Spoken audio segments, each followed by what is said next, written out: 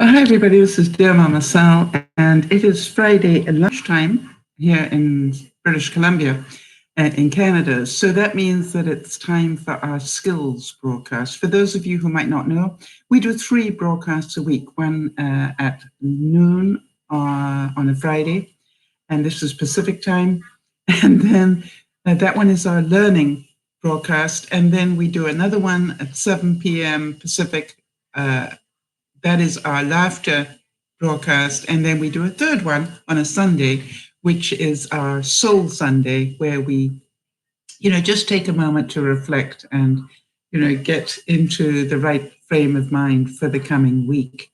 Hi there, Jody. And so I just wanted to welcome anybody who might not have been here before and, won't necessarily know how we do this. Feel free to chit chat on the broadcast. If you are not a regular, I probably will ask you if it's okay to repeat something, because sometimes people forget that the broadcasts go up for replay afterwards. And therefore, you might not want that information out in public, and that is your right. We do disconnect the chat within an hour of the broadcast going up. Sometimes it's immediately, sometimes, the system doesn't allow me to get in there to do that for about an hour. Okay, so hi there, Charlotte. Good to see you, honey. How is the running going this year? And so I look at it and go, today we're going to talk about manipulation. And, it's a really important subject, and one that I thought a lot of you would relate to, and for all of us to have a reminder on. And so before we start, though, I just wanted to mention that if you have a topic that you would like me to talk about, please write to me at dearmamasal@gmail.com and let me know. No guarantees, but I do, when I'm looking for subjects, I do start there. Like what have viewers asked me for? And sometimes I will batch them up so that you might not hear about it immediately, but I've got it in the funnel, if you like, with a couple of other subjects that I will put into one broadcast. So let me know. If you don't let me know, I won't be able to handle it necessarily. All right, and please click the bell below if you haven't already. That will let you know when we're doing broadcasts. Follow us on Facebook and Twitter, DearMamaSal on Facebook and Twitter, and then you will know when we are broadcasting, and also you'll know sort of the regular updates. What I use Facebook as a sort of diary almost, where if I hear anything about anybody, any news, I will post it there. All right, so let me see here what Charlotte's saying about the running. Done for the year. Normally it'd be at the end of October. Yes. Oh, okay, fine. So, but you had a good year from what I could see. By the way, Charlotte, I really wanted to say you are looking wonderful. I was looking at pictures of you recently and I was thinking, boy, you look so different from the Charlotte I first met. You definitely, you have a glow about you and you are looking like you have your life under control. Well done. I'm very proud of you. It was just like, wow, look at that girl go. Absolutely amazing. All right, so this year we're working on our emotional intelligence in various ways. And I think that being aware of manipulation is a really good thing to add to your bag of tricks.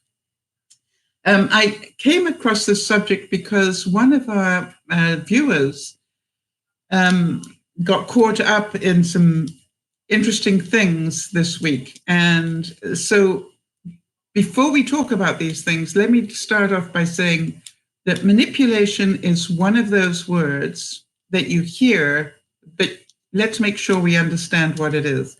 Manipulation, they say, is to control, listen to that word, control, or take advantage of by artful, unfair, or insidious means. Now, insidious is in one of those 75-cent words.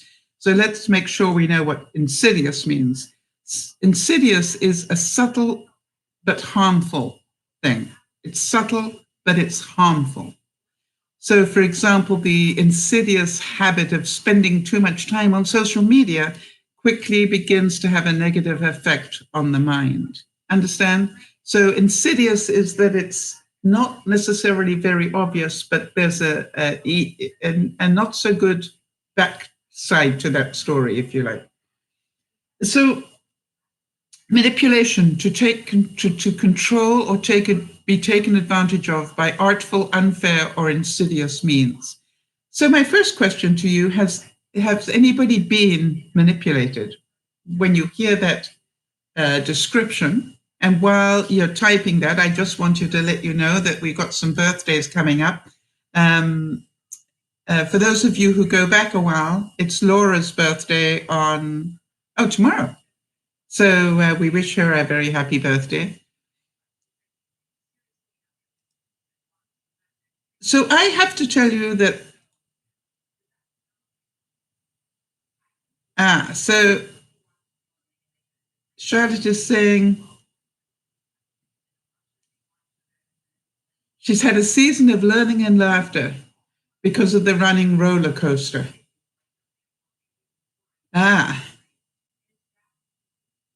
Now, Charlotte's saying, and she's got her hands up and also got stabbed in the back. All right, so you were not only manipulated, but stabbed in the back. Right, so not literally, I trust.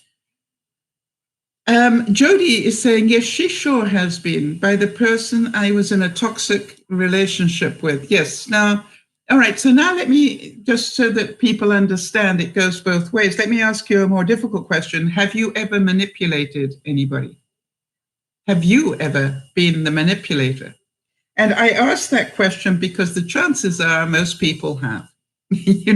I'd like to suggest that if you've been a parent, the answer is almost undoubtedly yes. If you've been in a relationship, the chances are probably yes. And so I thought it would be interesting for us just to have another look at it and see and understand who is in control here. All right? Because one of the most important things to realize is that people can attempt to manipulate you, but you don't have to do it. Do you understand? You don't have to get sucked into it. But as you have said that you have been manipulated, is there a feeling to it? And I always like to ask that. Have you ever been on the phone or maybe, sitting opposite somebody and you're going, I think I'm being manipulated here? And if so, what does that feeling feel like?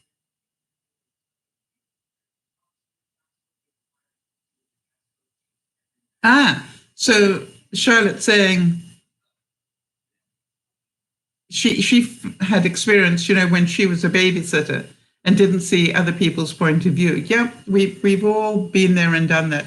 So I want to give this story about the viewer, because the viewer got caught up in a really interesting battle. Her boyfriend said to her, give up your friend or me, right? Or lose me. That was the choice she was given. And if that wasn't bad enough, very soon after that, the friend said, give up the boyfriend or lose me. Now, how many of you are going, yikes? That's between a rock and a hard place. So what my question is, if you are given a choice, is it a manipulation? And the fact that they may give you a choice, do you understand that you don't have to choose one of those two options, right? One of those two options are just two of your possible options. They're 9 times out of 10, if you think about it and take the time to think about it, there are a lot of other people and choices that you've got. And if you can't think of any, talk to friends, they will think of it. So an attempt at manipulation is, I found that I can feel it. It's like they're saying stuff and I'm going, wait a minute, that sounds like manipulation to me. Yes, if it's got an ultimatum, either you do this or I do X, Y, and Z, then that is definitely somebody trying to control you, right? Either you do this or this will happen.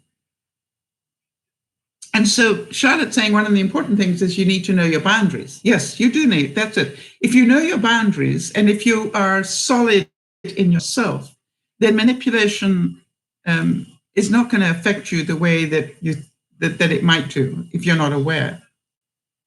And so to me, I've had it happen where people have, I've been on the phone. I can remember one particular conversation where I was on the phone with somebody and they were trying to get me to agree with something that they thought, but I didn't agree with it. And they were trying 16 ways from Sunday. Hi, Benj, good to see you. They were trying 16 ways from Sunday to get me into their way of thinking. And after a while, I said, are you trying to manipulate my thoughts here? No. And I said, think about that. I just want you to think about it. So not only have I been manipulated, but I also know that I have manipulated. And of that, I'm not proud. And I really do try now not to do that. And now I realize, as I look at it in a different way, now I realize everybody has the right to think what they want to think and to do what they want to do. I don't have to agree with them, but I also don't need to blackmail them into my way of thinking. I can choose to stand aside, right? I don't. And that's why I also wanted to say to you that if you feel you're being manipulated, what action should you take? And we're going to talk about that in a little while.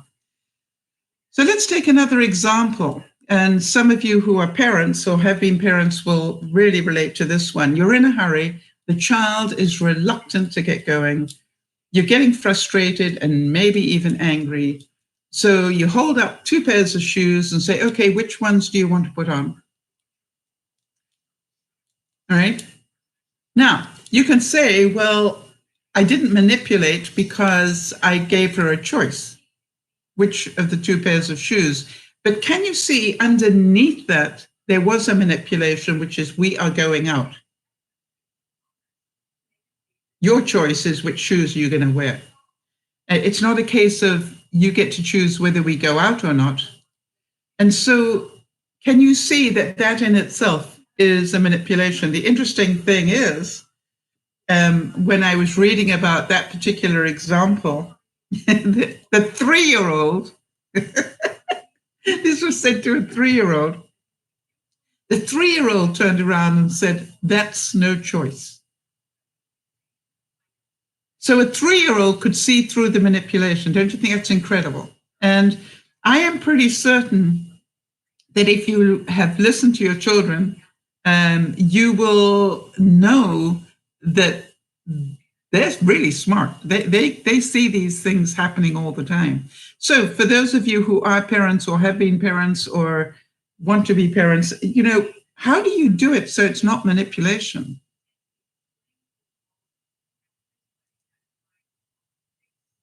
And I asked that question because, some of you guys have that knowledge. Now, I've, worked with animals, and I will definitely tell you, I have manipulated animals without a doubt.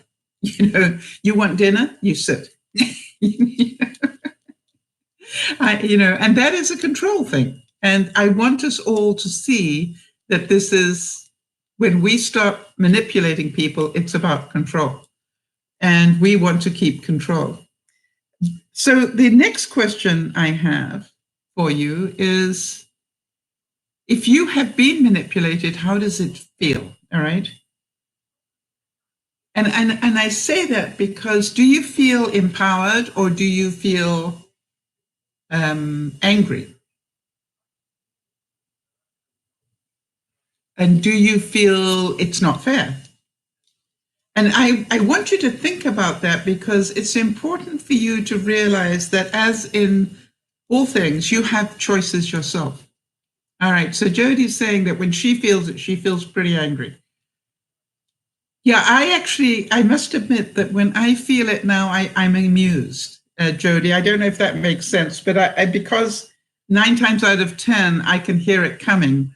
I actually, I'm pretty, as you would say, I'm pretty stealth at identifying it.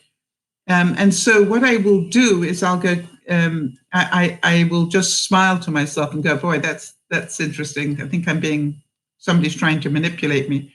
But, being aware is a wonderful place to be, because then you get, to keep control.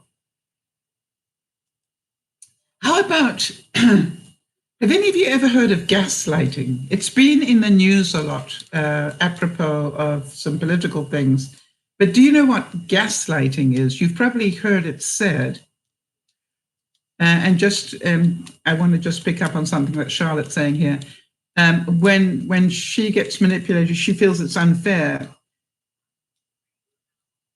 Right. And, great point, Charlotte. Charlotte's saying it's unfair because she gets scared that she'll frustrate the other person by sticking to her own boundaries. Right? Yeah. We don't want to upset the other person. Well, hello, if they're trying to manipulate you, it's okay. That's if they're trying to manipulate you, you have every right to stick to your boundaries. And you don't have to be nasty, as we will explain in a second. All right, so I want to talk a little bit about gaslighting, because I think a lot of us who've been in, dysfunctional relationships will have been through this one. Gaslighting is when it's an abusive tactic that's aimed to make you doubt your own thoughts and feelings. It's designed to make you feel you're the one that's got it wrong. Now that you hear that, does that ring any bells with you? I'll give an example while you might be typing, and it says, I can't listen to this anymore. You don't make any sense. That's saying, I don't want to listen to you anymore, but the gaslighting is, you don't make any sense. All right, that's saying, because you're stupid. And I'm pretty sure that most of us anyway, have been there. And gaslighting is a form of manipulation. Do any of you recognize that feeling, where your thoughts have been downplayed? And I was married to somebody who did that to me all the time. They considered themselves to be incredibly smart, and therefore, literally gaslighted all over the place. And I ended up with my self-esteem doing this because of it. All right, so okay, I can repeat that. Charlotte's just typed something. You probably saw my eyes react to it. And I'm going, wow, I'll need to ask permission for that. Charlotte's saying, that's how I got a no trespassing order at Starbucks. A rude, obnoxious manager that bullied me. Her loss. Wow. Yeah. All right, so Beth's saying, hi, Beth, good to see you. For a period of time, I gave up and just listened to what the other people wanted me to act and believe. So I basically was just a shell of a person, changing myself to fit others. I call that being a pretzel, Beth. And I know that Jodi will tell you she totally relates to that. When we turn ourselves into a pretzel so everybody will like us, well, hello, who are you? If you, I think somebody once said that if you change for everybody, how will I know who you are? All right, because you don't have any boundaries, because you don't stand up for what you believe. Whether it's right or wrong is irrelevant. If you don't stand up for something, then you will fall for everything. All right. Now, Beth is saying that some people now don't like me, and that's fine. I agree to disagree, and I move on. Yes, very important. And so I just want to make sure that you all understand what gaslighting is. And Jody's saying, you know, Beth, I can relate. I was like that with my toxic relationship. I changed at the very nature of who I was in order to fit into that person's ideal. I have been there, Jody. I know how it feels. Well, I know how it felt for me. And it really, you know, I just felt, you know, I think Beth had it right. I felt like I was a shell of a person. I didn't really have any substance to me. Because, and in fact, I don't know if any of you relate to this, but it happened so often that I kept waiting for the gaslighting to happen. You know, I'd say something and then I'd almost go, you know, as I waited for the gaslighting. Well, that's a, you know, how on earth could you possibly think that? Didn't want the reply, but the inference was, you know, you're stupid to even think like that, right? Right. So Charlotte's saying, you know, that she suffers from anxiety and she's working at her boundaries, and it's as hard as can be. It sure is, Charlotte. But you know, as you practice it, it gets easier. Now, I do want to give you that. Now, I thought I'd also let you know what a master manipulator is. All right, because that's important, because you will have seen them in the world, and this is the official definition of a master manipulator. Someone who will want complete control over another person. The last thing a master manipulator wants is straight talking and direct communication. They thrive on mind games, twisting reality, outright lies, and tricking the victim. Right? And that's what I want you to know, that if somebody manipulates you, the reason you feel so weak and helpless is because the gaslighting has turned you into a victim. And so that's what I want you to be aware of, at very least, and hopefully control if you possibly can. Jody is saying, oh no, Charlotte is saying, you expect it. When it doesn't happen, you still suffer. Good point, Charlotte. Nice one. Yes, you've definitely been there. And Jody's saying, yes, a shell of a person with resentment building every day. Resentment for him and also for myself for not standing strong. Yes, absolutely. And Beth is saying, I thought that's how everybody was. So it was easy for me to withdraw from my feelings because it was like I was a robot. And Jody's saying that she had resentment for herself for not standing strong. She knew that she needed to, but she didn't know how to do it, all right?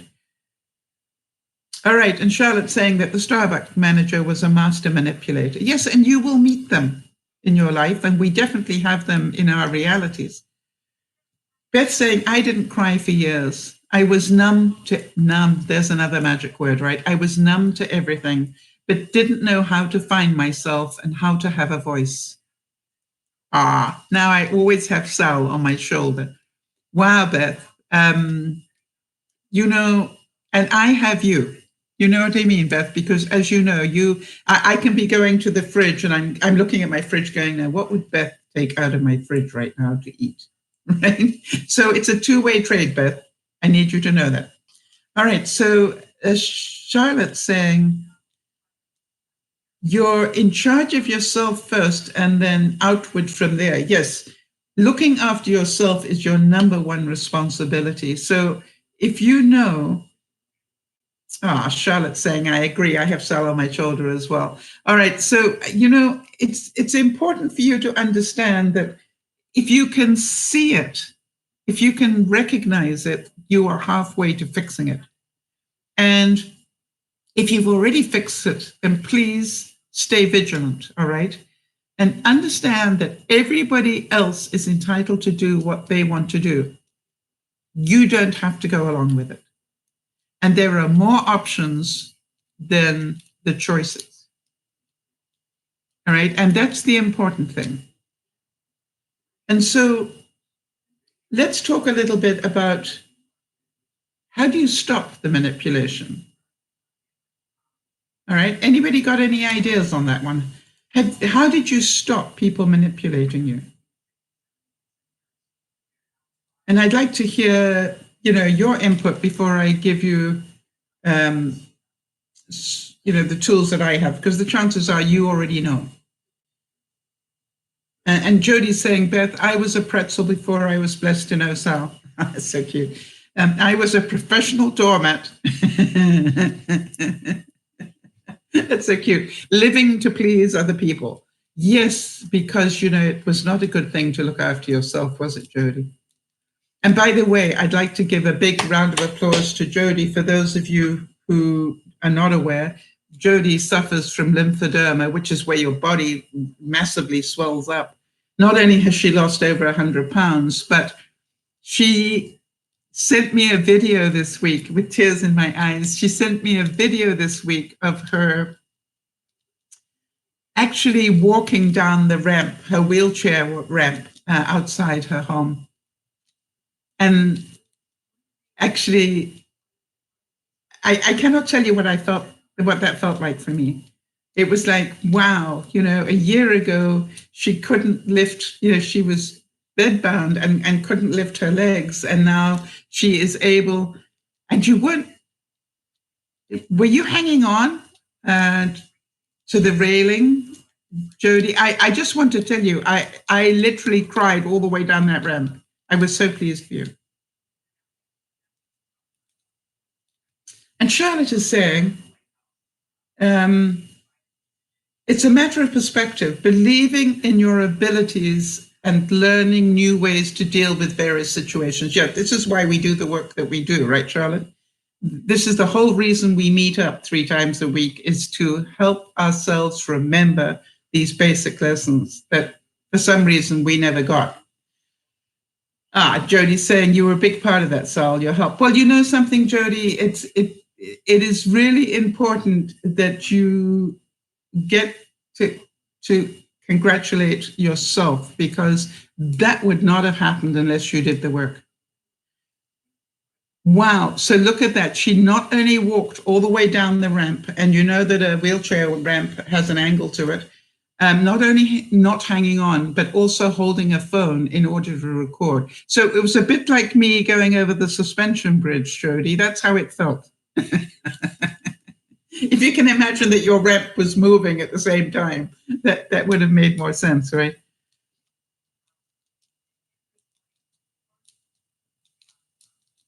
Yes, Charlotte's saying for sure, in terms of the reason we get together to learn, lived experiences, in real case studies that we've experienced, right? And humans who've lived them are the best teachers. I think so too. And I want us all to know, not only have we been manipulated, but also that we have manipulated. You see, when you can own both sides of that, then you are pretty grounded, all right? You know what I mean? It's the people who go, no, I've been manipulated. I've never done it. I'm going, really? I don't know about you, but I sort of go, If you want to believe that, okay. I look forward to the day when you can accept it. One of the things I'm going to have lunch with Marnie, that some of you who are regulars know, my friend Marnie. And one of the things I just love about Marnie is she is so quick to own her stuff. It's not even, it's like a nanosecond, we'll be talking about something and we'll both look at each other and go, been there, done that. Yes, Charlotte. Yeah. And excuses are useless. I think we should all have that on our bathroom mirror. All right. That, if some of you know, for example, that I have been, busy trying to downsize my home because I'm selling it. But the one room that I just couldn't get into to tidy up was my studio. And then when I ran out of excuses. Do any of you know that one? It's like, my list of excuses has now been depleted. I think I better get in there and start doing. And, I've been going in there every day and just doing a little bit here. I've learned that this is the trick for me. Don't try and complete the whole thing. Just go in there and tidy up one little area, or just sort out plastic. You have no idea how much plastic I had in my studio. And all I did was bring out a big bag and start putting it in there. All right, so let's go back to manipulation. And let's talk a little bit about how to stop it. I find that one of the ways to stop it, and some of you may relate to this one, is to call it for what it is. I'd like to say that if you have a suspicion that you're being manipulated, the chances are it's true. Do you know what I mean? Because that's what I really started to learn as my emotional intelligence improved, was that if it feels like that, it probably is like that. All right? Call it for what it is if you can, but don't be rude. Just say, hey, this feels like you're trying to manipulate me. Is that what you're trying to do? And I did that to somebody once and they went, oh, so it's not working. And I went, no, but nice try.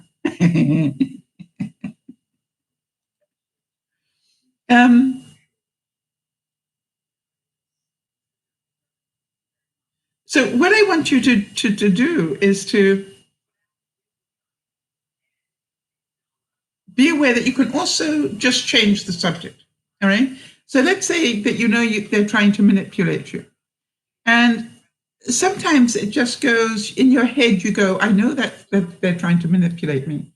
I want to get off this subject, and just literally go, well, by the way, did you hear that there's going to be a thunderstorm next week? Just try and divert them. If they go back and say, why didn't you answer my question? Then be honest and say, quite honestly, it felt like a manipulation, and I just didn't want to be there anymore. All right? It might have been my perception, so take responsibility that you might have misread it. The other thing is, I'm always say to you, seek first to understand. It's going, were you trying to manipulate me? I hope not. Yeah. But if you were, that's what it felt like, and that's why I changed the subject. I didn't want to be part of that. So the third thing I'd like to say is that be confident.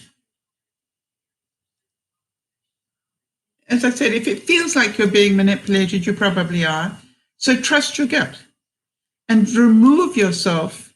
If you can't control the manipulator back, because that's a control ring, if you can't stop them, then get out of the line of fire, right? We say this quite a bit about when we're in dysfunctional things. Get out of the line of fire. Stop the telephone conversation, or suddenly have something you need to do rather urgently that gets you out of the way of the manipulator. Again,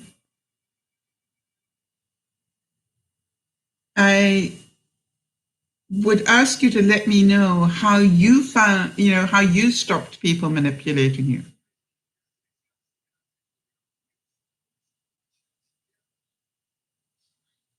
Because that's important. Because when we share that knowledge, other people will learn from that knowledge. So let me know what happened when you realized, was that an aha moment when you suddenly realized, wait a minute, they are trying to manipulate me, but I don't have to go with it anymore.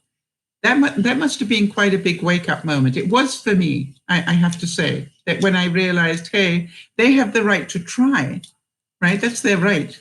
I just don't have to agree with it. I don't have to go along with it. And that is the learning. Just because people try to do that. If people put you down, well, I can't listen to this anymore. It's stupid. By the way, it happened to me, strangely enough, it happened to me at least once while my brother was with me. Why? I called him on something. And his reaction was to tell me that I was stupid. And and it was interesting. And he did it, what I call some of you will relate to this one. He did a shoot and fly, as I call it. And that is where he hit me with the the nasty, and then got up and left the room. How many of you relate to that one? So it was just like, okay, fine. And I just sat there and smiled and went, wow, well, that'll give him time to think about what he just did. I didn't let it spoil my day. And I think that's another important thing, is you will know that you have your self-esteem and your boundaries intact if that can happen and you don't end up feeling small, where you just go, okay, we agree to disagree on that one. And that is fine. And by the way, do not punish the other person, because that also is a form of manipulation. How many of you know about the silent treatment? Right?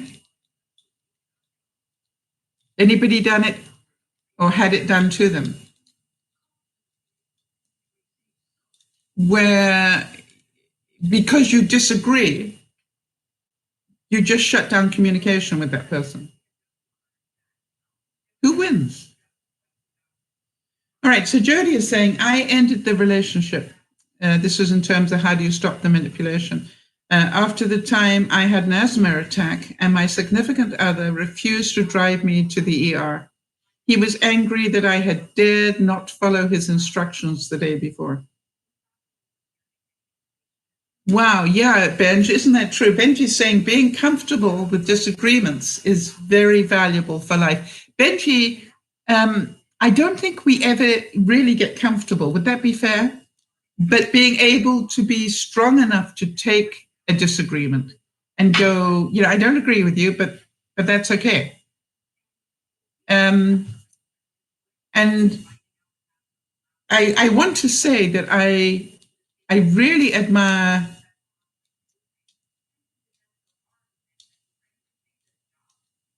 it's about being at peace with it. Yeah, it's like, it's okay to disagree. It's okay for you to have this view and I have this view, and maybe we're both right from where from where our thinking goes, all right? And maybe when the whole thing is less emotional, we'll be able to talk it through and come to a middle ground. Yeah, I think being at peace with conflict is very important. I was wondering, Jody, if you can just remind me, I do want to do a broadcast about, basic conflict resolution. Yeah, sometimes sleeping on it helps. Yeah. So it'd be a really good idea then. Hi, Nesha. It's a really good idea then to be able to say to the other person, look, I got to tell you something. I don't agree with you. Doesn't mean that you're wrong, but I just don't agree with you. So why don't we both sleep on it and we'll talk about it. I've learned to do this now, which is I give me 24 hours to think about this. Now I want to go back to this whole feeling about when people are manipulating you, because what it feels like, and if I go back to the viewer, it was like she was going down this very happy path, and then this was the boyfriend, and this was the friend, and now the boyfriend says, give up the friend if you want me, and then within 12 hours, the friend said, give up the boyfriend if you still want me as a friend. So this to me is like, wow, talk about being between a rock and a hard place. And one of the things that you can do is they can both carry on doing that and you can still keep going forward. Does that make sense? It is just their way of trying to control what you do. Now, I'm very pleased to report that the person who had this happen to them actually got to talk to the boyfriend. He moved out, and she actually did get to talk to him, and they managed to bridge that gap. But I believe that this relationship paid the price for it. So this situation, whenever you get into do you understand this Y format like this? It's called a crisis of commitment. All right? Which is you are committed at this point, you're committed to both people, but you are being told to make a choice to go one way or the other. And I do want you to understand you also have the choice to just keep going and let these two people sort out their stuff, because they're the ones trying to manipulate an outcome. And so the way that you can do that is say, hey, I hear you, and you are more than entitled to your position. All right. And if you want to leave me because I'm not making decisions that please you, that is your right. I would much rather you didn't because I love you, but that is your right. And, if you trust and if you have any faith in relationships, I remember saying it to Benji once about something. And I said, the main thing is I trust the love glue. And, the love glue to me is really important. The love glue to me is what holds relationships together. Okay? If this crisis of commitment happens very early on in a relationship, be it a friend or a spousal situation, you haven't built up very much love glue. All right? But if you've been together for a long time, there should be, if you think about a teeter-totter, all right, there should be enough weight to be able to bring that teeter-totter back to level, all right, after the emotion has gone. So, what I say to people sometimes is you have to trust the love glue. Because if you do it right, and if you say, hey, I don't agree with you, but it's your right to make that decision, and I love you anyway, don't agree with you, but I love you anyway. How many parents have said that? All right. I love you. I don't like the behavior, but I love you. And so you look at it and you go, if you've been in a relationship any length of time, the amount of forgiveness is exponentially increased. Does that make sense to everybody? So sometimes you just have to trust the love glue and go, I am going to disagree and I'm going to hold my position, but I'm going to do it as nicely as I can. Now, have you ever done it not nicely? I have. Have you ever had, an absolute snit and ended up being the manipulator because of it? You see, I have, so I can relate to that. So as everything that we talk about every Friday lunchtime is be aware and work to improve, being able to recognize a manipulation and also being able to stand strong against a manipulation. So there we go. All right. And remember, you control it. How you react is your right. Right. You can stand strong and you can walk down the middle of it. Let everybody else do their thing and you can still keep going forward. If you have enough love glue, the whole situation will eventually sort itself out if you keep communicating. So great work. All right, I got a spot quiz for you before we go on to the quotes. What do you think is the most used language in the world? Which language do you think is used the most in the world? Boom, boom, boom, boom, boom, boom, boom, boom. It's a pleasure, Kerry. I don't know how much of it you heard, but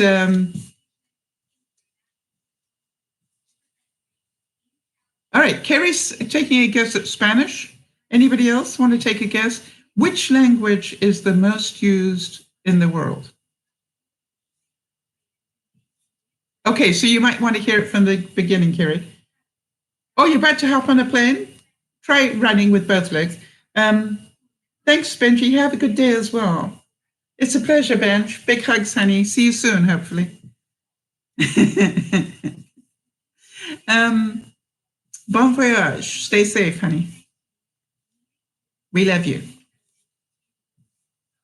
Okay, so no advance. Nobody else wants to make a guess? Oh, Niesha's saying she's still finding that strength against the art of manipulation. Yeah, it's a big subject, Niesha, and we'll keep talking about it in different ways. You know what I mean? We will continue to talk about it in different ways, and hopefully that you will learn a lot. You know, the whole thing is, you know, we're all learning. All right, we're all learning these things. All right, so to give you the answer to that one, anybody want to take one more guess? The only person to do that is, wow, the most spoken language in the world is English. 1.5 billion people around the world speak English. Okay. And so the second one, which is the second most spoken language? If English is the first, the second one with 1.3 billion speakers. Anybody want to take a guess?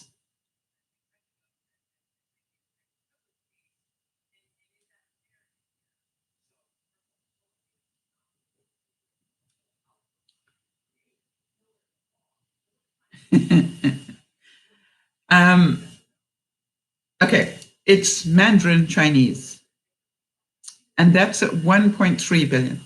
And then, Kerry, you were absolutely right that Spanish is number 3. All right, it's up there. But listen to this, Kerry.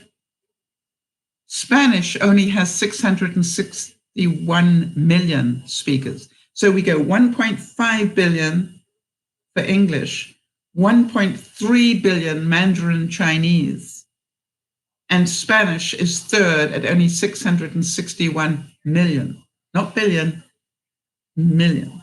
So you understand that life has changed a great deal as we know it. So I wonder how many of you are not surprised. And, you know, if you want to learn a second language, maybe Mandarin Chinese is not a bad one to learn at this point. However, I also understand that if you live in the States, that maybe, you know, Spanish is a good one to have as your backup language, which is why they actually teach it, because there are so many Spanish-speaking people. And so I think it's great that we learn a second language. But I can remember when I went to school, I was taught to speak French as my second language. And did any of you learn another language other than English? Of course, I had to learn English. That was part of my problem. You know, I am actually English as a second language. And so in some ways, all right. Right. So Jody started off speaking.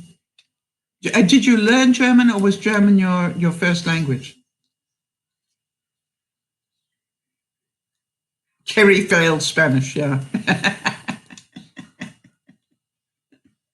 But you probably got enough words to be polite. I think it's really important you learn German as your second language. Okay, I think it's really important that you at least know how to be polite. And so that's what I try to do. You know, I speak a little bit of Punjabi to be polite. Yeah, you know a few words, right? That's enough. I think anybody appreciates it if you at least try.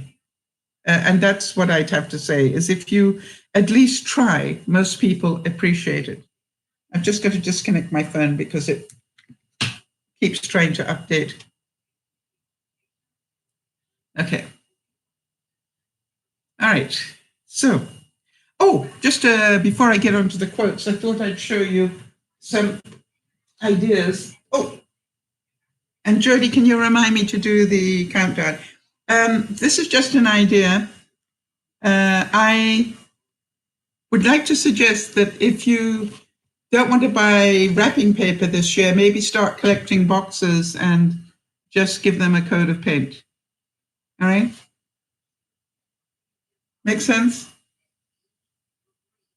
So it's really amazing. And you know, I think it also is a reusable. So not only do you give it to the person, but it's hopefully nice enough that they can give it to somebody else. Makes sense? All right, and I thought before I do the quotes, I'd just show you, I did some trivets recently, but I put the varnish on them. So this is with 2 coats of varnish. They're beautiful. Hi, Sharon. Yeah, Sharon, I want to tell you something that, you know, it's just such a simple thing, and yet, and by the way, if you really want to make it special, you know, do a stencil of their name, or, or paint something on the top that makes it theirs. I like to leave it so that they can pass it on to somebody else if they want to. Yes, Nyasha, I know that you are very creative. So this was an envelope box, Nyasha, and just two different colors of paint. All right. And it took maybe an hour to do, not including the drying time. Okay, so yeah, Jody's saying that she really likes the gold on it. Yeah. So I have this in gold, and I also have it in silver, and I also have it in red. So I think it just sort of stops it. Okay, so these 2, doesn't it look great with the varnish on them? I was really pleased with those. And then these ones I really love. I think there's this one. Can you imagine that on a Thanksgiving table? And it has a second one.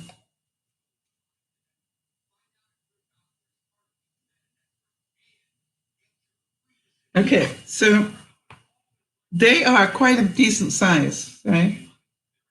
Hi there, Brett. Good to see you. So that's the, I've really been forcing myself to get creative. All right, so Kerry is saying that her current situation is a mess. Your supposed friend has dropped you like a ton of rocks when I couldn't do things for her because of my car being out of commission. Yeah, you know something? That is sad, isn't it? When people do that. But that's, they're upset, all right? And so the question is, as I said earlier in the broadcast, have you been that person? Have you been upset because somebody hasn't been able to do something for you? If you have, then just have that compassion. Are those poor overpaints or another creation? Yes. So let me try and say what I did here. All right, let me try and explain this to you. Started with a black base, right? And then I did ribbons of color, the red and the gold. And then I poured extra black here. This is just telling you, Nyasha. And then I took a paper towel, Nyasha, a wet one, and then swiped it across. Okay, that's how I did that. All right. And then these, I did a different way. These, same thing, started by coating them both in black. And then I did a ribbon of white, a ribbon of gold, and I also a little black, all right, because I wanted to keep a little bit of the black in it. And then again, I started by just taking a swipe across it. And then I took a straw, Nyasha, and I pushed these bits out by blowing on a straw very carefully. All right. And then this one I blew with the straw, but I also pushed out with a knife, the sharp edge of a knife. I also pulled some of those out. Okay. So that's how it's done. But it takes a lot of practice. Oh, I forgot. Sorry. I didn't do these with a straw. I did it with a hairdryer. Sorry. I put the ribbons of paint and then I blew it with the low power of a hairdryer on cold. Sorry, my bad. I just remembered how I did that one. You can also do it with a straw, which I used as well. All right, so Jody, I keep thinking to myself, we've come a long way from the little 1x1 square that you got to see originally. But have I ever done tie-dyeing? Back in the 70s, yes. But, not since the 70s, no.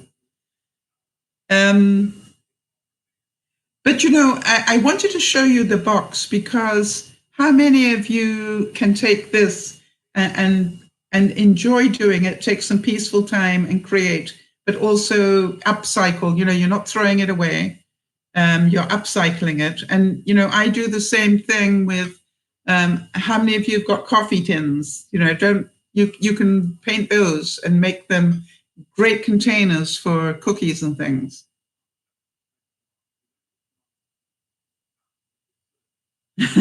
Yeah, Jody's saying she remembers when I started doing this painting on little, and I still got some of them, I kept them. All right, so Kerry's saying she's not mad at her and I will hold no ill will against her. Good girl. She is who she is and you learned a lesson. Yes.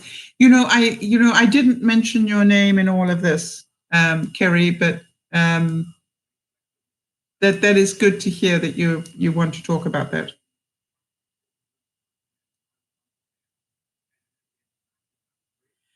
Well, something, Kerry, I think that is a discussion you will have when you're ready. All right. Yes, the old story is, what are you fearful of? All right. And when you realize that what you're fearful of is being wrong, that you were wrong, but you weren't wrong. You weren't wrong. With the information you had at the time, you made the right call.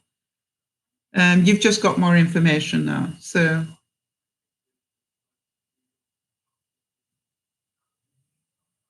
to me as well, is that I also would wish her well.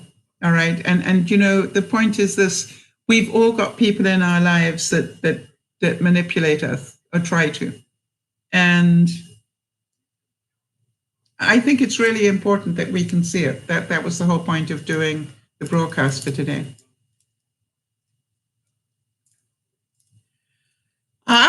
Kerry, that's a very good point. All right. I'm fearful that he will use this against me. That means he probably will. You have reason to have that fear. Has it happened before?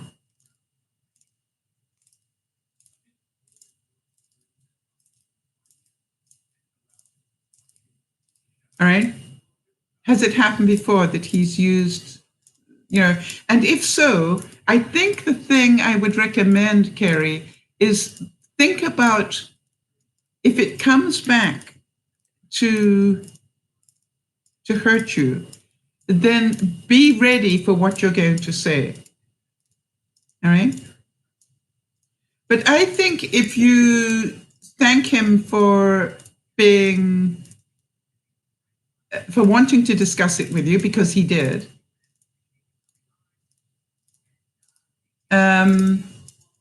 I think that's important, right? Thank you for not running too far, that you stayed, and because what I gather is he stayed in touch, all right?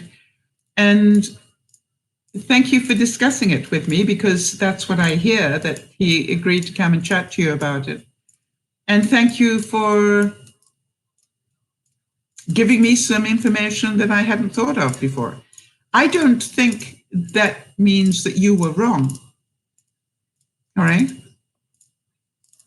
Just that you appreciated his perspective.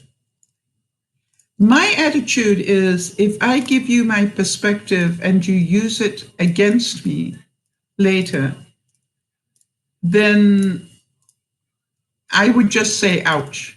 and that's what I've learned to do, Kerry, is just go, ouch, that hurts. What? Why? Because that is something we talked about earlier, and now it feels like you're using it as a weapon, and that's painful to me. All right, and I think if you learn to say ouch, you will be in a different space. Yes, I do believe. When I heard the second part of the story, he had your best interests at heart, and you couldn't ask for more than that. Yes, however, to give you that ultimatum was very difficult, right? And if you remember, Kerry, I wasn't going to tell you which way to go on that, because that is really up to you.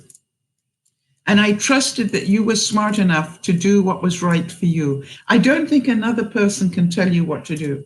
All right. We can all give you input, but what you do is your responsibility. And that is another very important thing that people need to understand. When you're helping other people, give them options. But if they come back and say, but which one do I do? You go, I can't tell you which one to do. This is your life. Right? Very important, because that empowers them to make their own decision. And I think, you probably not only learned a lot from this, Kerry, but I would presume that your relationship will change and be in a different place because of it. However, what I want to make sure is that, are you feeling in a less than space? Do you feel that you were put down in this, or do you feel that you were empowered by this knowledge?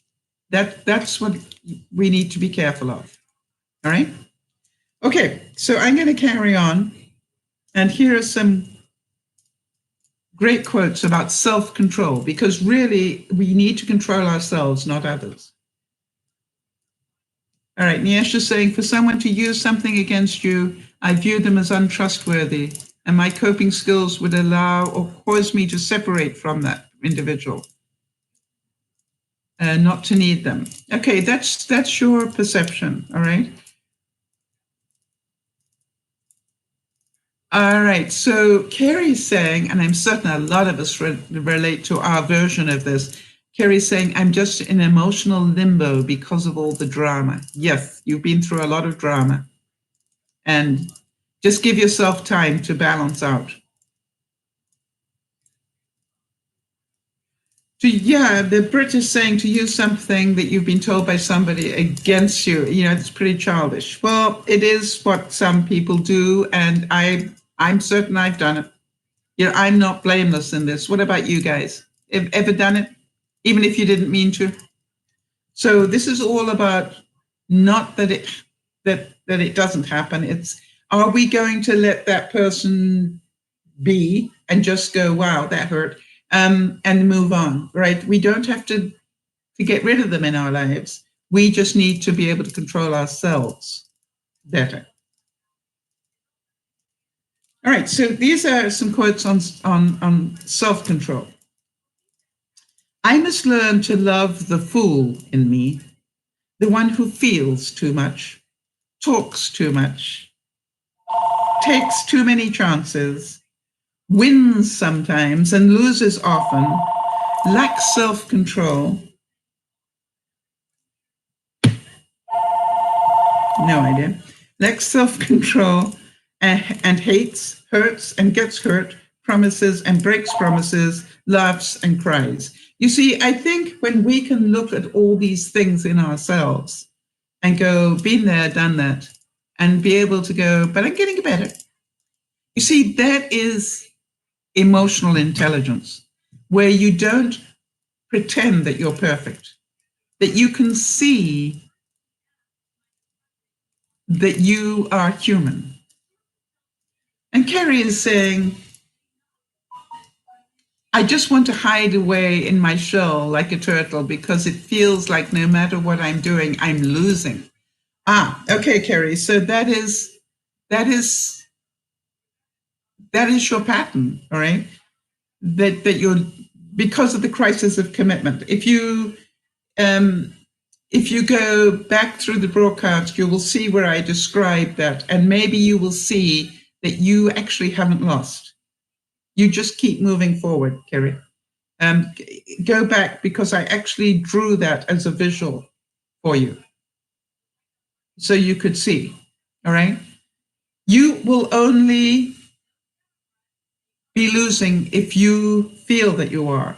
If you feel you're winning because you learned a lot, if you feel you're winning because you stood, I think you did a great job of standing on pretty solid ground, then you will understand this is not about win or lose. This is about life.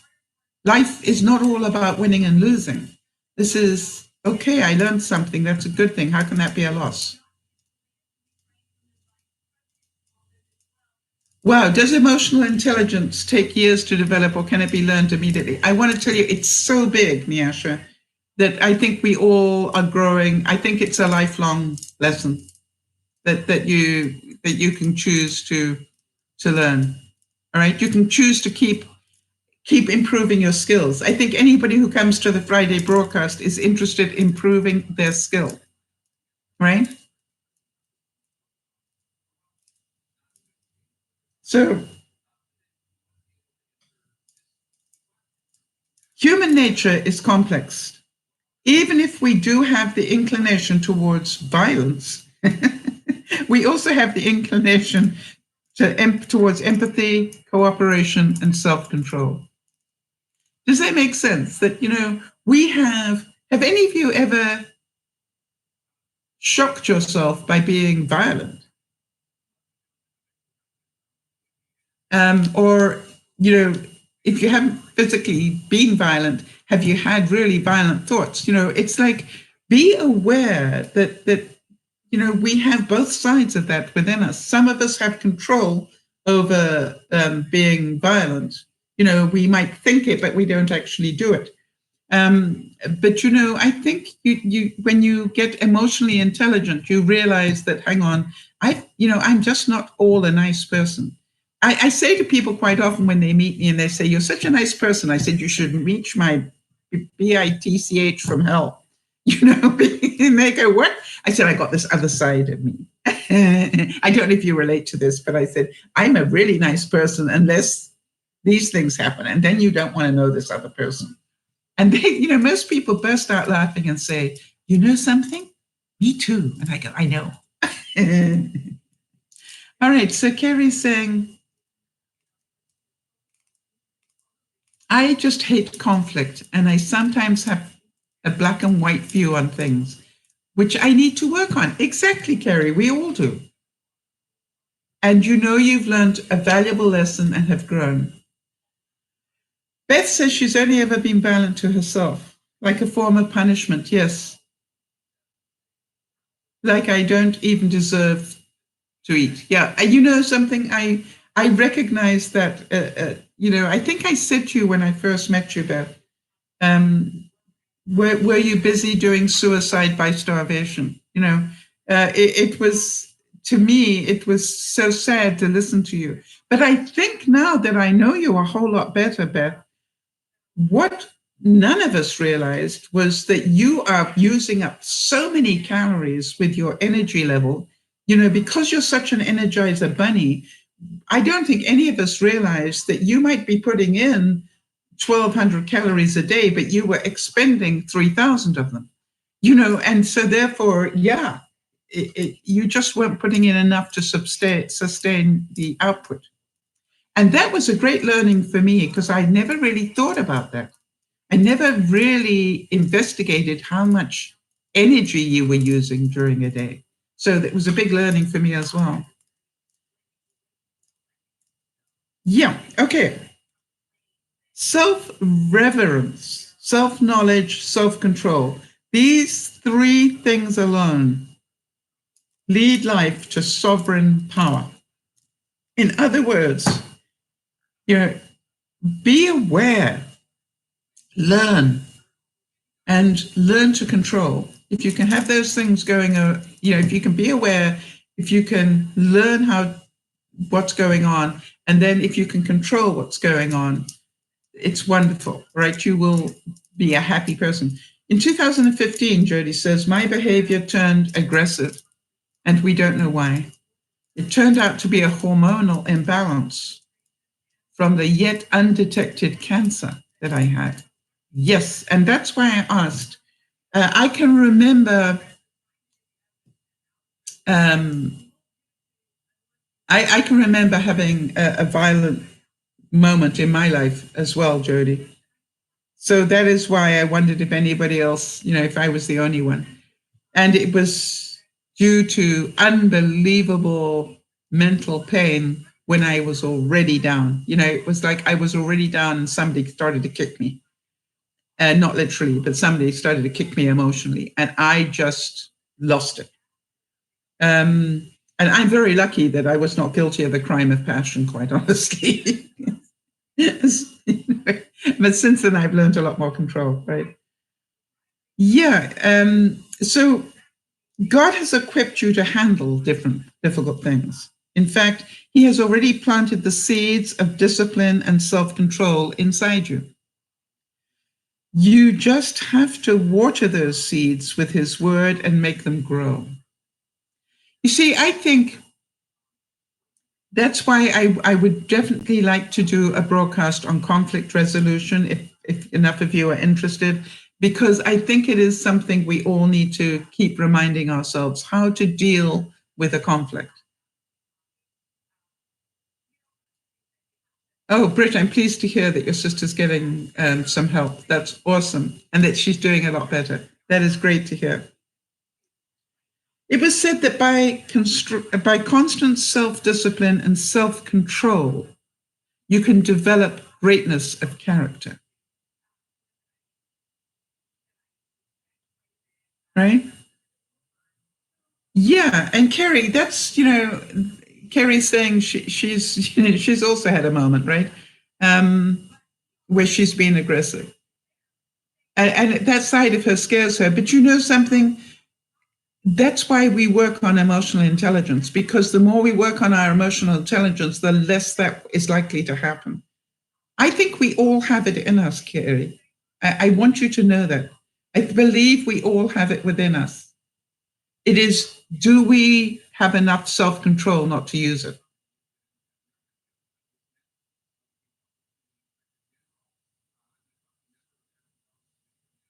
Right. So personal health, this was said by Maria Montessori, who produced that incredible way to teach children things. Personal health is related to self-control and to the worship of life in all its beauty. Self-control, bringing with it happiness, renewed youth, and long life. All right? Think about that.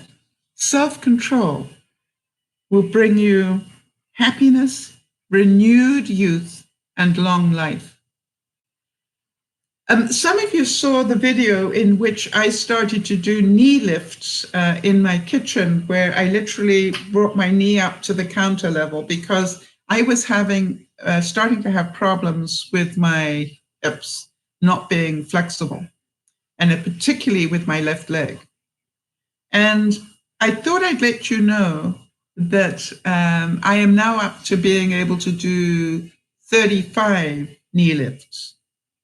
Now, that probably doesn't sound like a lot, but for somebody who couldn't lift my left knee at all a couple of weeks ago, you understand being able to do 35 lifts like this, one knee up, another knee up, another, up to counter level, is a huge step forward. The other thing is I am now able, and this is to show you what a difference it's made, I am now able to get dressed in the morning and to get into my pants without holding on to the counter. For the longest time, I've had to do it with one hand because I couldn't balance on my bad leg. And now I've done it twice already where I could do that without holding on. So this is about self-control. Why? I felt there was something weakening in my body, and I decided to do something about it. I decided to control it. All right. And the way to control it was to do something about it. Now, I'm pretty sure that I have probably got some sort of arthritic condition going on in my hips. And I may need to take painkillers to control that. I don't know. I'll talk to my doctor about it when I see him. Right. So, Kerry, a very good thing. If you're seeing, your mental health person, absolutely discuss it with them. See if they've got any nuggets that they can give you. The other thing I would do is, do a bit of research while you've got time thinking. Do a bit of research on this sort of issue. There's so much online these days that you can read about. And as I said, I will do a broadcast probably next week on conflict resolution. Joyce Mayer said, I have learned that I really do have discipline, self-control, and patience, but they were given to me as a seed, and it's up to me to choose to develop them. Look at the story about Jody. A year ago, couldn't do leg lifts while lying in her bed, and this week sent me a video of her walking down a ramp without a walker and without holding onto the sides. Do you understand that every time she pushes herself to do that, she is building even more strength into those muscles? I think it's amazing, Jody, that you have got that far, and I'm so proud of you. And, I think by next spring, you will probably be able to take the fluff ball out for a walk, even if it's a block, half a block. But to be able to do it, I think would be your goal, all right?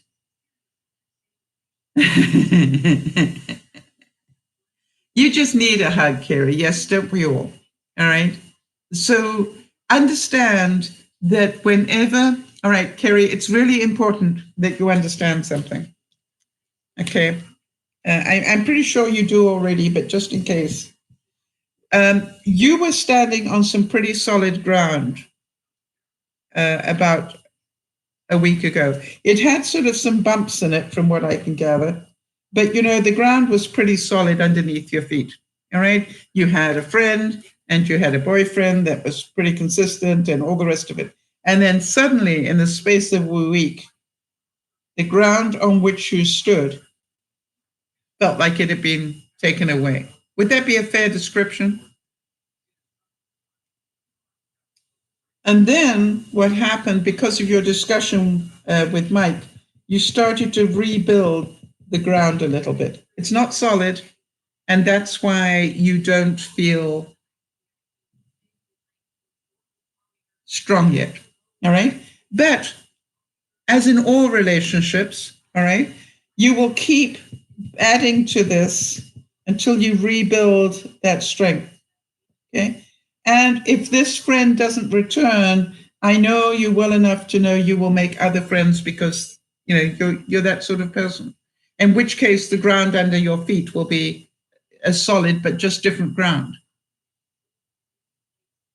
All right?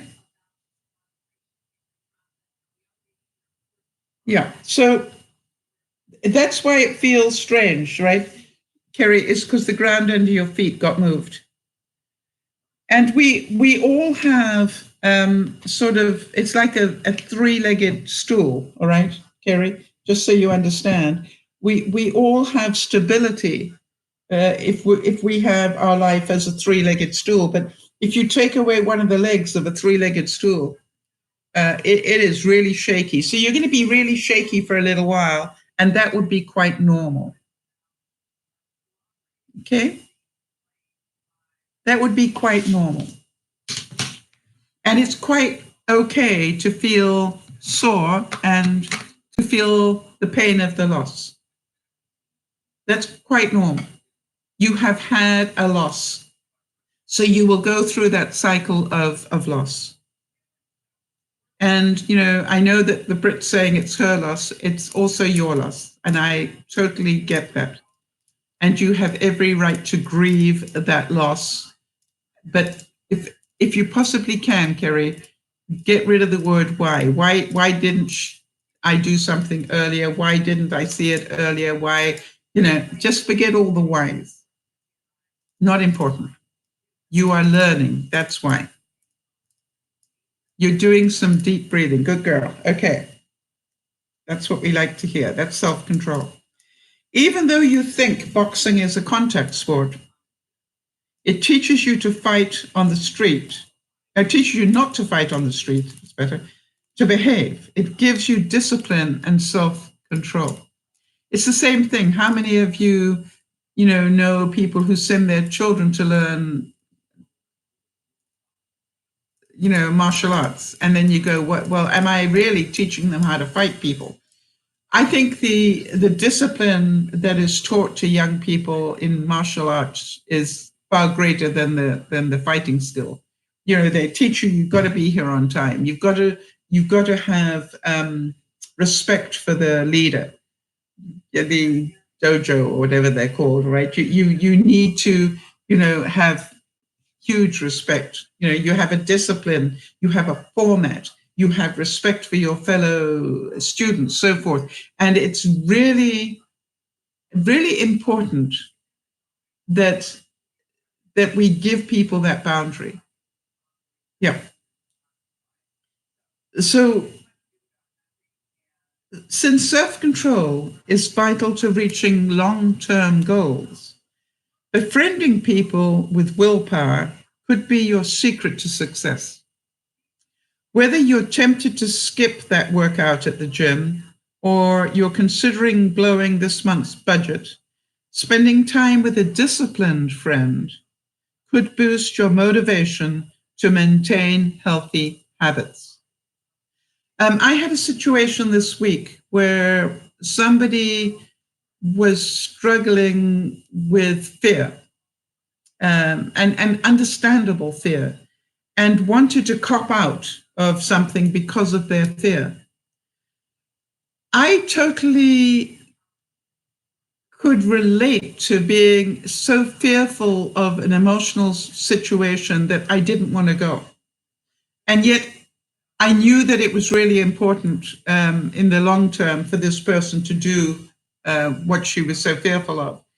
And so to me, my job as her friend was to give her whatever tools I could to help her make the decision to go and do what she could in that situation, because I realized that for the rest of her life, she might regret not going. And so that to me was really important. However, it still was her choice, not mine. Thank you, Jody. I appreciate the fact that you have enjoyed the topic. Industry, thrift, and self-control are not sought because they create wealth, but because they create character. I think if you can, Kerry, look at what has happened to you in this week and say, somewhere down the line, I'm going to take these lessons I've learned and realize they built part of my character. I'm thinking back to what happened to you in California, Kerry. At the time, you were in this huge emotional cauldron, that was bubbling, and everywhere you went, there was more drama. And you managed to jump out of that cauldron and start a new life. Yes. And so that is why I want you to see that you are, you're taking your next step in learning, right? And that's why it came to you, because it's time for you to learn this next step. It's time for you to learn that people are going to try and manipulate you for whatever their reasons, and that's their stuff, all right? And that you can keep walking forward, and you can choose on your crisis of commitment to go one way or the other. It's all about your choice. Yes, California feels like a lifetime ago, doesn't it just? But I want you to remember, because the emotional roller coaster you were on in those days is probably a little similar to how you're feeling right now. But the difference is right now, it will not take you nearly as long to do the right things because you're already doing them.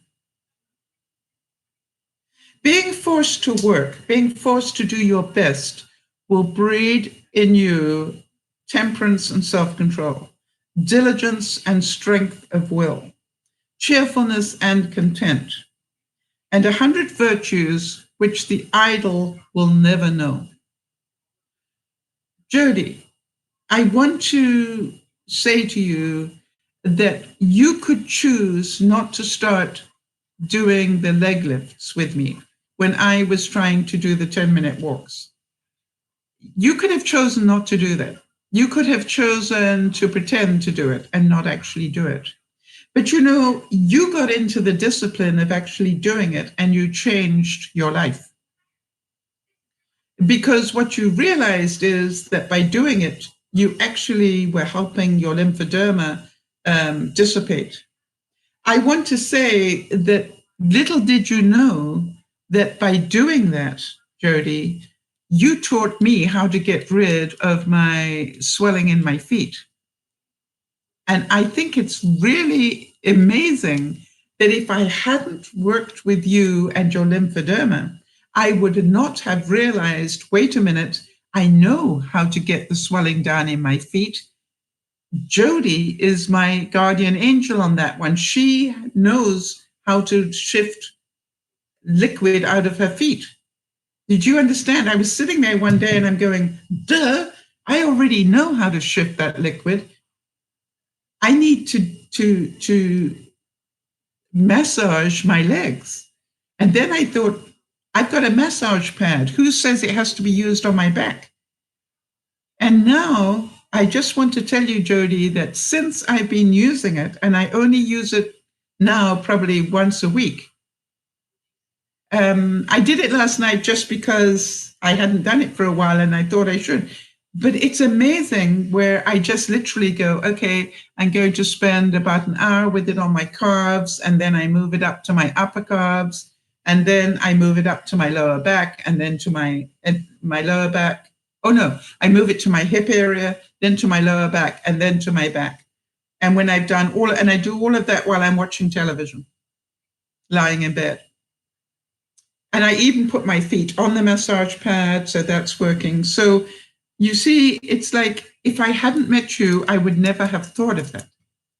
But think how many people I will be able to help because of it now. All right, so Jody's saying it built up a positive momentum of giving up excuses and making a commitment to do what I could. And to possibly to become my future. Yes, I'm so happy that you are seeing results. Okay, I am, definitely. Yes, Kerry, I'm glad you can see that, right? Kerry's saying, I feel so much older and semi-wiser from what I've learned. Hi, Kimmy. So you understand that if we have our own self-discipline, do I have to do those knee lifts in the kitchen? No, I don't have to do them. Nobody's got a gun to my head. But if I want to use my hips in future, if I want to continue to be able to walk, I better continue to do some discipline around my, what are they called, Jody? Flexors? Those muscles that allow my hips to move. Because if I don't, they're going to seize up. You know, if you don't use it, you'll lose it. That story, right?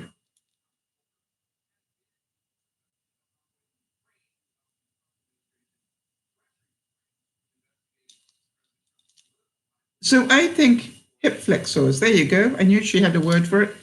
But you know, isn't it amazing? How long have I been doing that, Jody? A week? 10 days? And I can already now do 35 of these. You're doing it with your weak leg now, Kimmy, in the kitchen? And the other thing is, you know, I've thought about it, and you know, your counter height is really good for doing ballet type exercises as well. All right, Jody's saying maybe, I think it's about 2 weeks. And so I went from not being able to lift my leg without actually pulling it up and putting it in place because it hurt so much, to be able to stand on one leg, that bad leg, to be able to get dressed. That's pretty impressive to me. All right, and Kerry says, I just feel like I've been hit by a bus emotionally and physically. Yes, you have. The emotional bus hit you. And we would all be feeling much the same, Kerry, if it happened to us. Okay? So be kind to yourself, understand that you did a really good job. And you will continue to learn.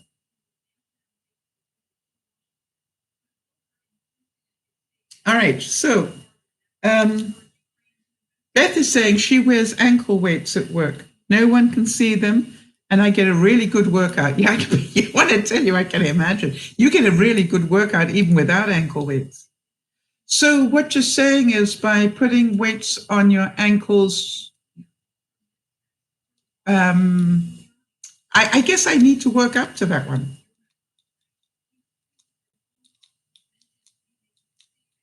All right. I will know that I've really strengthened my muscles when I can do those knee lifts with weights on my ankles. That's interesting. I might get myself. Wow. My coffee went cold. That doesn't normally happen. Okay, so, Beth, I want to tell you, I'm amazed at the difference that has made, just doing those leg lifts in the kitchen. It really has. And also, I think you might have seen, what I've done is I've taken my computer during the day, I take my computer out of my bedroom and I put it in the kitchen. Because that means that for most of the day when I'm working at the computer, I am standing, not sitting or lying down. And I realize I have done a disservice to myself by getting way too comfortable sitting on my bed with my computer or lying on my bed with my computer. Now I need to go back and make those muscles work. Beth to the rescue. Yeah, absolutely. Okay, so Kimmy's saying she's thinking of getting ankle and arm weights. Good idea. I certainly will keep my eyes open for some as well. Jody says, I have some ankle weights too. That's next, as soon as I'm stable enough. Yes. And so, one step at a time, people. Let's keep working on this. We don't have to go to the gym. We just need to get creative about our everyday life, and we can do this. 5-pound ankles, really? I don't think I should do that. How many of you can see me with, making a little pocket I can drop a soup can in and see whether that works? Self-control is needed in the age of technology. Folks have to apply their senses in reacting to different things. I don't appreciate perverse and venom spewing mindset. I got a lot of flack from moving the broadcasts out of Vaughn and other platforms and to come onto YouTube. And, I want to tell you that I just got really tired of the trolls and everything else. And what I knew is if I do my broadcasts on YouTube, it will be controlled because the trolls will not get to me or us. They will not keep interrupting us.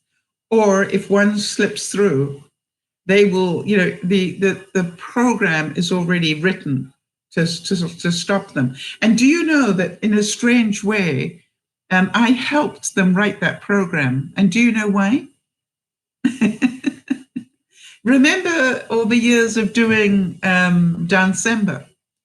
All right. And for all the years that YouTube worked with us, one of the things that blew them away was the speed at which I was typing and the problems that we had with haters coming in.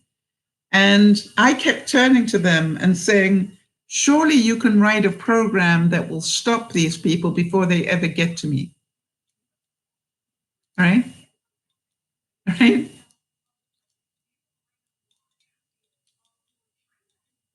No, Britt, I have never been a troll. To me, that's not something I would do. So I think, I made a decision. I made a decision that I want to stop that negative influence in my life. I don't like it.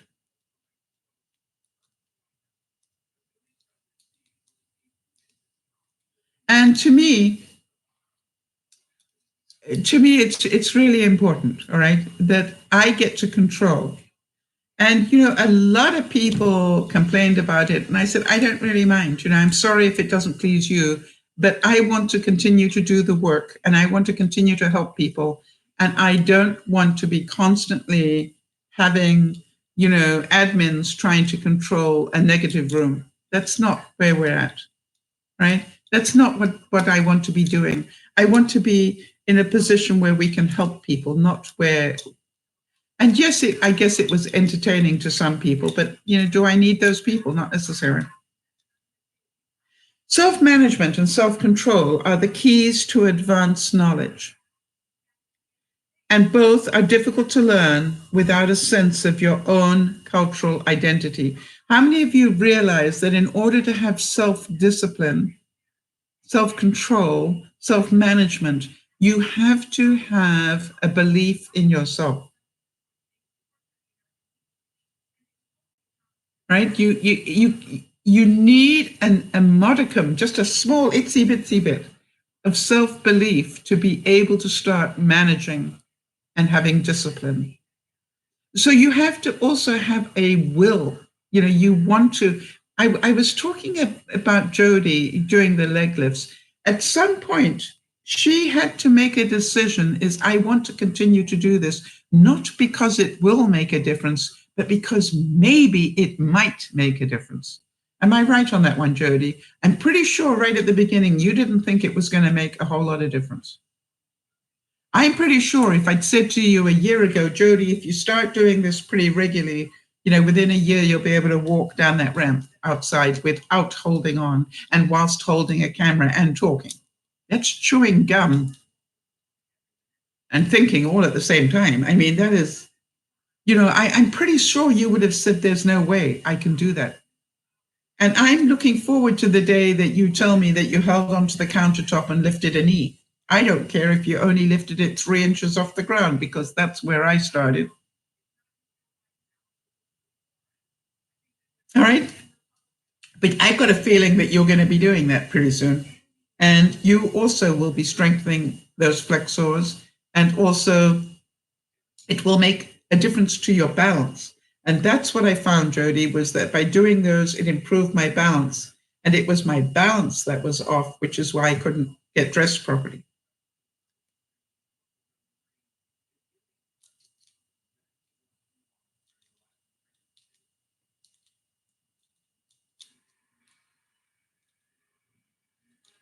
Jody says, yes, you're right.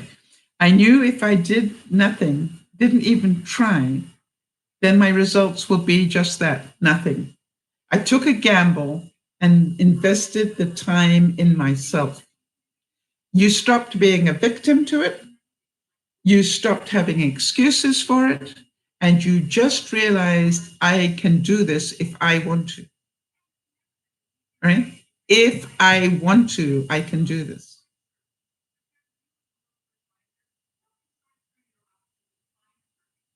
And I know that you've probably watched that, Jody, but I have really been trying to concentrate on getting 5,000 steps a day into my routine. I have good days and bad days on that. Some days I do more, some days I do less. But I'm building up a routine to do at least 5,000 steps. And quite honestly, if I concentrate on being in the kitchen, amazing how much you walk in the kitchen if you're there, and also tidying up in my studio. You'll be amazed how much tidying up uses steps. And Jody says, oh no, hang on, the Brit says,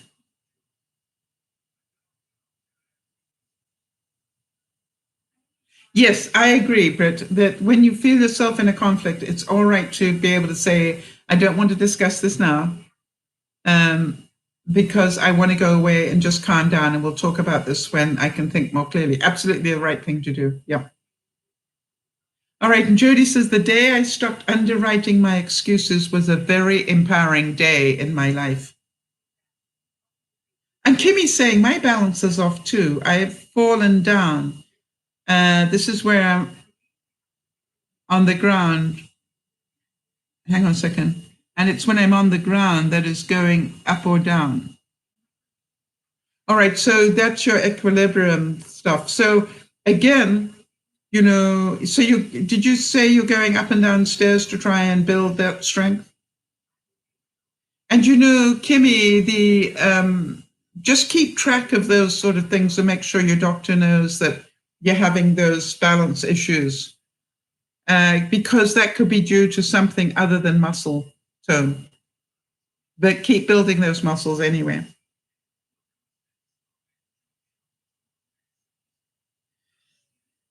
Tim Ferriss said that I value self-discipline, but creating systems to make it next to impossible to misbehave is more reliable than self-control. How many of you have found out that if I get, you know, for example, I try and make sure that when I'm putting my makeup on in the morning or getting dressed, I do at least 10 knee lifts in the bathroom before I leave it.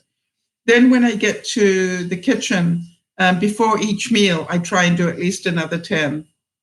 And then by the evening, I try and see how many I can do. All right, so I try to see, you know, first of all, can I do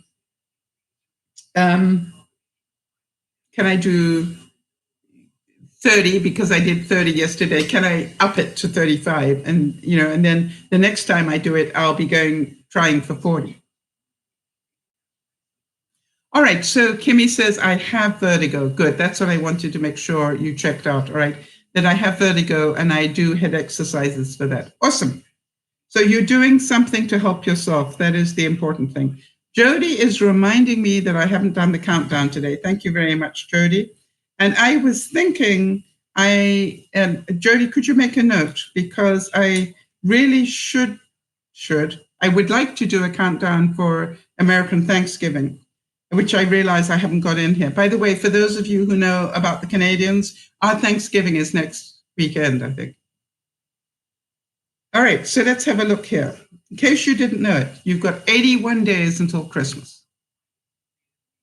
Now, we will start doing the time to get your Christmas cards in the mail type stuff as well, and Jody will give me a reminder on that one.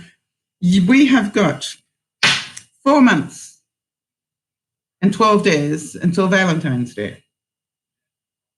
And for Sal, because you know it's really important for Sal, she only has another 167 days until spring, because you know she doesn't like winter. And for those of you who celebrate Easter, it's 6 months away. In fact, 6 months and 10 days. And so I will add American Thanksgiving. What day is American Thanksgiving on? Do any of you know without my having to Google it?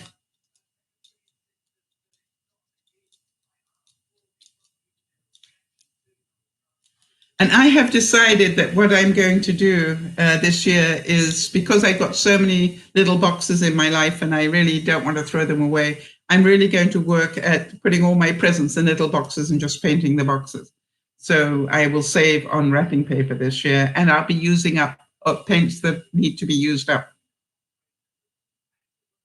So, yeah, Britt's saying he doesn't like Christmas. You know, so I think for those people who see Christmas for what it is, and that is meant to be the celebration of the birth of Christ, how could you not like Christmas?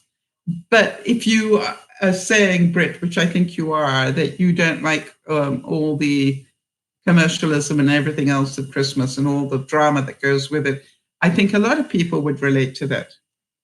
I must admit that I choose to be much quieter on Christmas than I used to be, and it actually suits me a lot better. And as you probably know,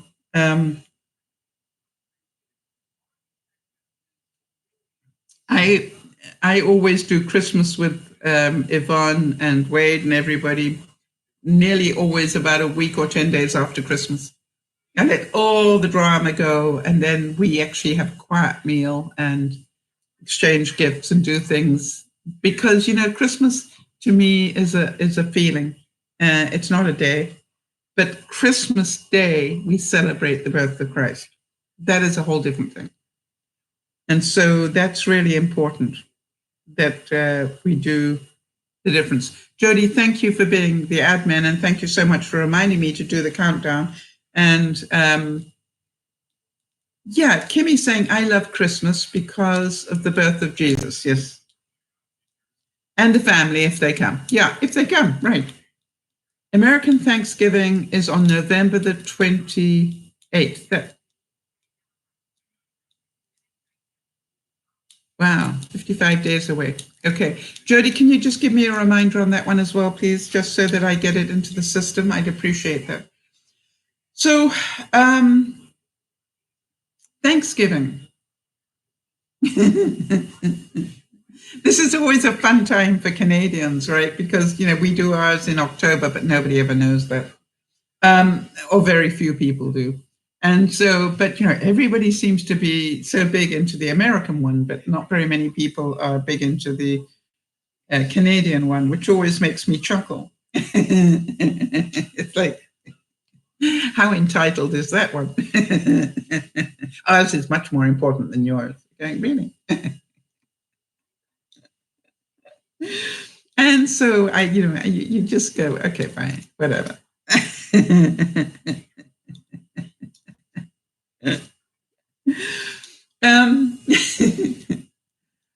So anybody got any news or input that they would like me to share on the Facebook page or anything?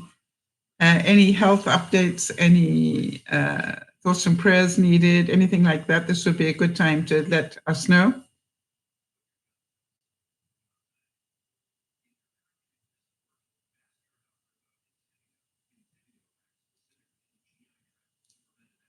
All right, Kimmy's saying that you wanted to do a census taking, but being unbalanced, I don't know if I could. What about if you had somebody with you to make sure you're safe? Could you do it then? If so, let them know that you'd love to do it, but you'd like to do it as a pair. And the reason as well, I think that's probably safer generally. I don't think you should be doing that on your own anyway. Niasha saying, I used to enjoy Christmas more as a child. Now the day just passes. Well, I think it's up to us to make Christmas whatever we want it to be. Yeah. If you want to have a fun Christmas, give somebody else a fun Christmas. I think one of the best Christmases I can remember was literally, and this is when I was part of Rotary, I can remember filling up hundreds of boxes of food and delivering it to families that needed it for Christmas. And I want to tell you, if ever there was the spirit of Christmas, that was it. And people, it was so amazing, the look on people's faces, because you'd ring the doorbell and I'd go, is this Jane Smith? Yes. Happy Christmas. What? Happy Christmas.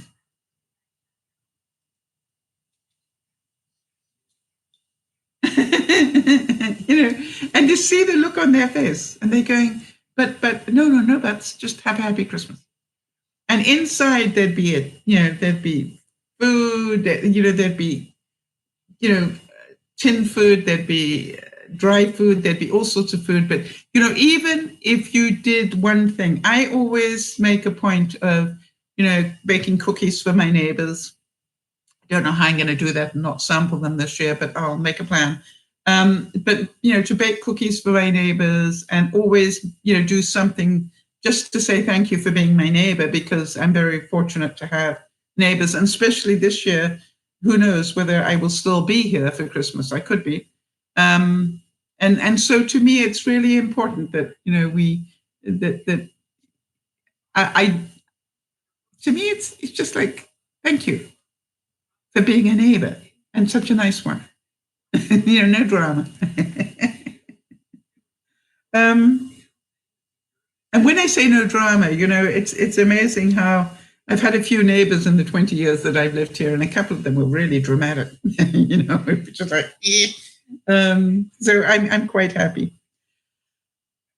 Okay, everybody. So it's a wonderful day in the neighborhood. Just to let you know that we definitely, did anybody else? I think Kerry was saying that as well, that we went from summer into fall rather quickly.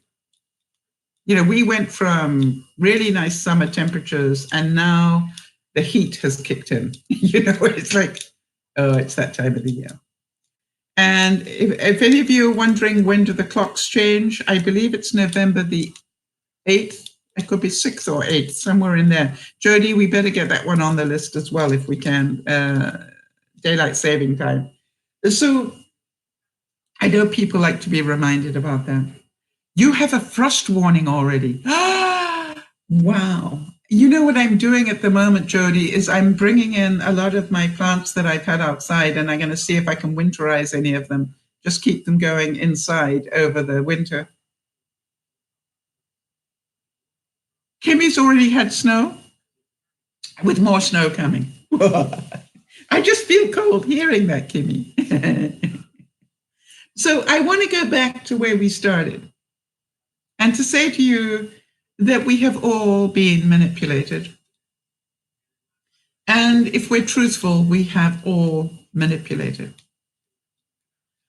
I think understanding it better helps us protect ourselves better, and hopefully helps us not do it as much ourselves.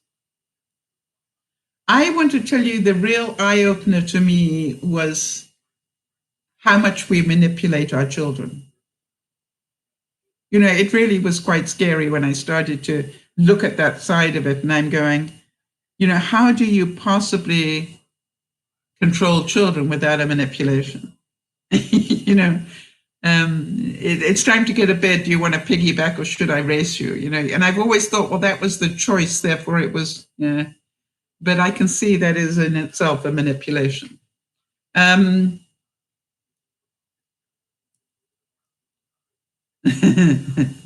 But I guess until they can work out that it's a manipulation, it works.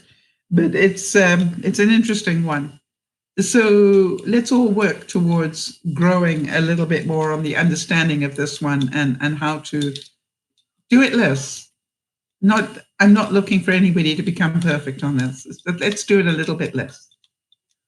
And let's be able to identify it when it's coming our way. Kimmy's saying kids need it, but it's interesting because I was reading a lot of the psychology, Kimmy, about what it does to children when we manipulate them like that. Yeah. And that was quite interesting, that the new school of thought is that maybe they don't need it. But on the other hand, do we want to learn the skills we would have to learn to not have to do it? November the 3rd. Oh, I was nearly right, Jody. I was in the right ballpark. What did I say? 6th or 9th? Okay, I was 3 days off the wrong way. So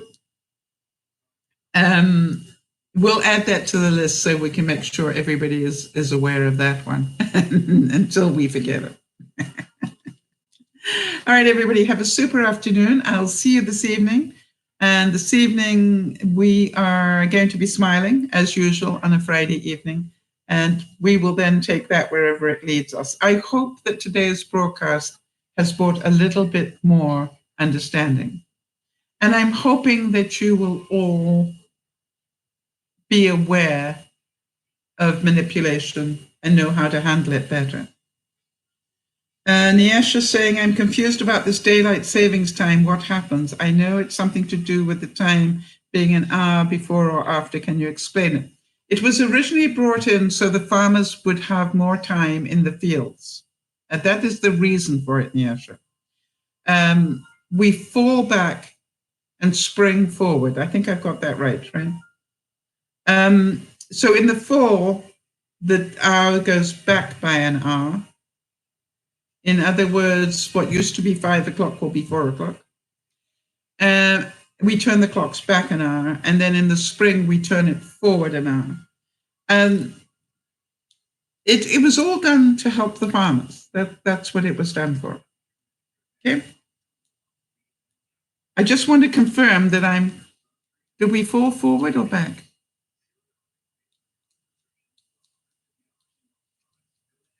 Hang on, before everybody goes, I've got to get this one right.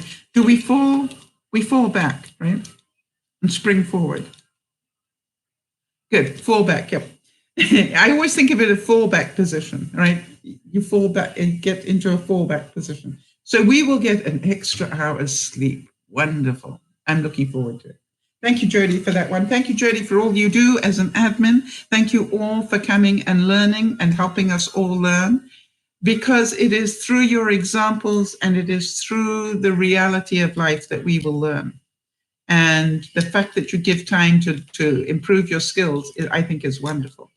And big thanks to Benji for popping in and giving his input along the way. That was awesome to have as well. To all of you, have a wonderful afternoon, and I'll see some of you this evening at 7 o'clock. This is DearMamaSal saying, remember to subscribe and remember to look after one another, but please, please, please, above all else, please concentrate on looking after yourself. It is not selfish. It is vitally important to your growth and your happiness. This is DearMamaSal saying, bye-bye for now.